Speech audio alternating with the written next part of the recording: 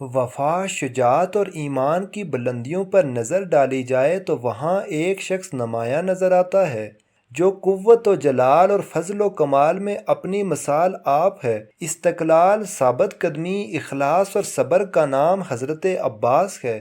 حضرت فاطمہ سلام اللہ علیہا کے بعد 10 سال تک حضرت علی شیر خدا نے کسی سے شادی نہ کی۔ پھر ایک دن لوگوں کے اصرار پر حضرت علی نے حضرت عقیل کو بلایا اور فرمایا، میرے ساتھ شادی کے لیے ایک نیک، پاک باز اور بہادر خاتون کی تلاش کریں۔ بس کچھ ہی عرصے بعد شجاعت کے لیے مشہور قبیلے کی لڑکی کے ساتھ آپ کا نکاح ہو گیا، جن کا نام بھی فاطمہ ہی تھا۔ بعد میں یہ ام البنین کے نام سے مشہور ہوئیں۔ امیر المومنین حضرت امام علی کو اللہ پاک نے ام البنین سے 4 بیٹے عطا کیے جو کہ سارے ہی کربلا میں شہید ہوئے۔ ان بیٹوں میں سب سے بڑے بیٹے حضرت عباس تھے۔ وفا، شجاعت اور صبر حضرت عباس کو ورثہ میں ملا تھا، کیونکہ ایک طرف والد جو کہ شیر خدا ہیں اور دوسری طرف ماں بنو کلابیہ سے ہیں جو عرب میں عرصہ دراز سے شجاعت کے لیے مشہور تھا۔ حضرت عباس 4 شعبان 26 ہجری کو مدینہ منورہ میں پیدا ہوئے۔ امیر المومنین حضرت علی کبھی کبھی جناب عباس کو اپنی گود میں بٹھاتے تھے اور ان کی آستین کو پیچھے الٹ کر بوسہ دیتے تھے اور آنسو بہاتے تھے۔ ایک دن ان کی ماں ام البنین اس ماجرا کو دیکھ رہی تھی۔ حضرت علی نے فرمایا، یہ خات اپنے بھائی حسین کی مدد اور نصرت میں کاٹے جائیں گے، میں اس دن کے لیے آنسو بہا رہا ہوں۔ جناب عباس نے حسنین کریمین کے ساتھ تربیت پائی۔ جب آپ جوان ہوئے تو لوگ آپ کی دانشمندی، کمالات اور بہادری کی مثالیں دیتے نہ تھکتے۔ جب حضرت علی شہید ہوئے تو آپ اس وقت 14 سال کے تھے۔ اس عظیم صدمے کو برداشت کیا اور جنازے کو رات میں دفن کیا۔ بس اس دن سے حضرت عباس کے امتحان شروع ہو گئے، جو سب کے سب انہوں نے ہمت و صبر سے برداشت کیے۔ آخر میں آپ نے وہ دن بھی دیکھا کہ جب حضرت امام حسن کو زہر دے کر شہید کر دیا گیا۔ آپ کا جنازہ بھی صحیح طرح سے نہ پڑھنے دیا گیا، لیکن یہ سب بھی ایک بہادر باپ کے بہادر بیٹے نے صرف اس لیے برداشت کیا کہ حضرت حسین نے انہیں یہ کہہ کر منع کر دیا کہ عباس ابھی جنگ کا وقت نہیں ہے۔ جناب عباس کی شادی عبداللہ بن عباس کی بیٹی لبابہ سے ہوئی، جن سے اللہ پاک نے انہیں 2 بیٹے عبداللہ اور فضل عطا فرمائے۔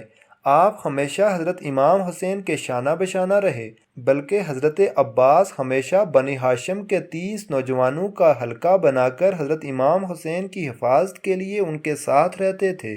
آپ نے ہمیشہ اپنے آپ کو حضرت حسین کا غلام بنا کر پیش کیا، نہ کہ بھائی، یہاں تک کہ کربلا کے میدان میں آپ نے اپنی غلامی اور وفا کا مظاہرہ کیا۔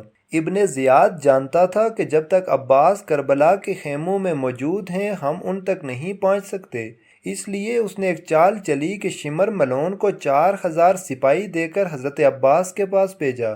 شمر نے حضرت عباس کو کہا کہ میں ابن زیاد کی طرف سے عباس تمہارے اور تمہارے بھائیوں کے لیے امان نامہ لکھوا لایا ہوں، اس لیے تم یہاں سے جا سکتے ہو۔ بس یہ سننا تھا کہ حضرت عباس کا چہرہ مبارک سرخ ہو گیا۔ آپ نے امان نامہ پکڑا اور اس کے 2 ٹکڑے کر دیے اور فرمایا کہ ہمت ہے تو مجھ سے مقابلہ کرو، تم لوگ چاہتے ہو کہ میں نواسہ رسول سے غداری کروں۔ چنانچہ شمر اور ابن زیاد اپنے مقصد میں کامیاب نہ ہو سکے۔ پھر کربلا کے میدان میں جب باری باری سب شہادتیں پیش کر رہے ہوتے ہیں تو حضرت عباس نواسہ رسول صلی اللہ علیہ وسلم سے عرض کرتے ہیں کہ آقا حسین اب مجھے بھی اجازت دیں، میں ان یزیدیوں کو جہنم واصل کروں۔ لیکن حضرت حسین فرماتے ہیں کہ عباس، یہاں شجاعت کا امتحان نہیں بلکہ ہمارے صبر کا امتحان ہے۔ حضرت عباس خیموں کے گرد چکر لگا رہے تھے۔ حضرت بی بی سکینہ ہاتھوں میں مشکیزہ لیے جناب عباس کے قریب آئیں اور کہنے لگیں، چچا عباس، میرے عسکر نے 3 دن سے پانی نہیں پیا۔ غازی عباس نے بی بی سکینہ کو دیکھا، خالی مشکیزے کو دیکھا، فرمانے لگے، اے میری آقازادی، میرے حسین سے کہو میں آپ کے لیے پانی لے کے آؤں۔ بس بی بی سکینہ حضرت عباس کو لے کے امام حسین کے پاس آتی ہیں اور فرماتی ہیں، اے بابا، چچا کو اجازت دو، نہر سے پانی لے کے آئیں۔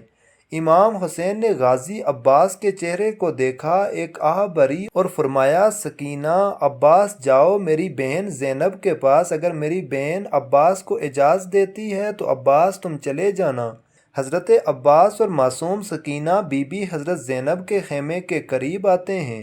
جب بی بی زینب حضرت سکینہ کی معصومیت کو دیکھتی ہیں تو یہ کہہ کر حضرت عباس نہر سے پانی لانے کی اجازت دیتی ہیں کہ میرے بابا نے وصیت کی تھی زینب شام کی گلیوں میں جب ہاتھوں کو رسیاں باندھے تمہیں لے جایا جائے تو اس وقت صبر کا دامن مت چھوڑنا، اور میں کہا کرتی تھی کہ جس کا عباس جیسا شیر بھائی ہو کوئی اس کو گرفتار بھی کر سکتا ہے بھلا۔ حضرت عباس پانی کی مشق لیے گھوڑے پر سوار ہوتے ہیں، ایک ہاتھ میں علم اٹھاتے ہیں اور نہر کی طرف بڑھنے لگتے ہیں۔ تاریخ طبری میں حضرت محمد بن جریر طبری لکھتے ہیں کہ جب حضرت عباس دریائے فرات کی طرف مشکیزہ اور ننگی تلوار لے کر نکلتے ہیں تو اس وقت عمرو بن الحجاج 500 یزیدی فوجیوں کے ساتھ دریا پر پہرا دے رہا تھا۔ کربلا تپتا صحرا ہے، سورج اپنی آب و تاب سے چمک رہا ہے۔ جب پہرے داروں نے ایک شاہ سوار کو ننگی تلوار کے ساتھ آتے دیکھا تو فوج میں ہلچل مچ گئی۔ تاریخ گواہ ہے کہ حضرت عباس نے 133 یزیدیوں کو چیر ڈالا اور دریا پر پہنچ گئے۔ باقی فوجی امداد لینے کے لیے اپنے کیمپوں میں بھاگ گئے۔ حضرت عباس نے اپنا علم دریا کے کنارے گاڑا اور مشک میں پانی بھرنے لگے۔ مشک کو بھرنے کے بعد آپ نے خود پانی پینے کے لیے چلو بھرا اور پھر یہ سوچ کر پانی گرا دیا کہ میرے آقا حسین اور ان کی آل کب سے پیاسی ہے۔ اللہ اکبر دوستو، ہے کوئی عباس سے وفادار شخص اس دنیا میں؟ پھر آپ نے سوچا کہ اپنے گھوڑے کو پانی پلا لیتا ہوں، لیکن گھوڑا بھی وفادار ہی تھا، اس نے پانی نہ پیا۔ اتنی دیر میں عمرو اپنی فوج کی دوبارہ صف بندی کرتا ہے اور پیچھے اور سپاہی بھی مدد کے لیے آ جاتے ہیں۔ حضرت عباس مشکیزیں اٹھائے گھوڑے پر سوار ہوتے ہیں، اتنے میں ایک تیر ان کے کندھے پر آ کر لگتا ہے۔ حضرت عباس گھوڑے کو خیمے کی طرف دوڑاتے ہیں، سپاہی ان کو گھیر لیتے ہیں اور تیروں کی بوچھاڑ کر دیتے ہیں۔ عمرو آواز لگا کر کہتا ہے کہ یہ پانی خیموں تک نہ پہنچنے پائے، اگر ان کو پانی مل گیا تو ہماری خیر نہیں۔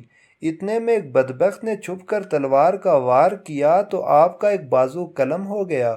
آپ پانی کا مشکیزہ دوسرے ہاتھ میں پکڑتے ہیں، پھر دوسرے بازو پر بھی وار ہوا اور دوسرا بازو بھی قلم ہو جاتا ہے۔ اس کے بعد جناب عباس پانی کا مشکیزہ منہ میں پکڑ لیتے ہیں، پھر سب یکجا ہو کر تیر برساتے ہیں، پانی کے مشکیزے کو بھی لگتے ہیں اور پانی بہہ جاتا ہے۔ جیسے ہی پانی بہتا ہے تو میرے آقا کی آنکھوں میں بھی آنسو آ جاتے ہیں، وہ گھوڑے سے نیچے گر جاتے ہیں، تیروں سے نڈال ہو جاتے ہیں۔ یزیدی فوج فتح کے نعرے لگاتے ہوئے واپس ہو جاتے ہیں۔ جب امام حسین حضرت عباس کو گرتا دیکھتے ہیں تو وہ ان کی طرف بڑھتے ہیں اور آ کر حضرت عباس کا سر مبارک اپنی گود میں لے لیتے ہیں۔ حضرت عباس پہلی دفعہ حضرت امام حسین کو اپنا بھائی کہہ کر پکارتے ہیں اور معافی مانگتے ہیں کہ میں معصوم سکینہ کے لیے پانی نہ لا سکا۔ آپ کی روح مبارک دارالفنا سے دارالبقا کی طرف کوچ کر جاتی ہے۔ اب ساری شہادتیں ہونے کے بعد جب سارے سر گردنوں سے اتار دیے جاتے ہیں اور ان کو نیزوں پر چڑھا دیا جاتا ہے تو صاحب وفا حضرت عباس کا سر نیزے پر نہیں رکتا اور بار بار گر جاتا ہے۔ یزیدی فوج پریشان ہو کر حضرت زین العابدین سے پوچھتے ہیں کہ ایسا کیوں ہے، جس پر آپ ایک تاریخی جملہ فرماتے ہیں، میرے چچا نے ساری زندگی حضرت حسین کی برابری نہیں کی تو اب مرنے کے بعد ان کا سر بھی حسین کے سر کے برابر نہیں رک سکتا۔ اللہ اکبر۔ یہ سن کر شمر کہتا ہے کہ عباس کے سر کو گھوڑے کی زین سے باندھ دو۔ لاکھوں کروڑوں سلام ہوں حضرت عباس کی وفا پر۔ اللہ پاک ہم سب کو بھی اللہ کے دین، اس کے پیارے نبی حضرت محمد صلی اللہ علیہ وسلم اور ان کی آل پاک سے وفا کرنے کی توفیق عطا فرمائے، آمین۔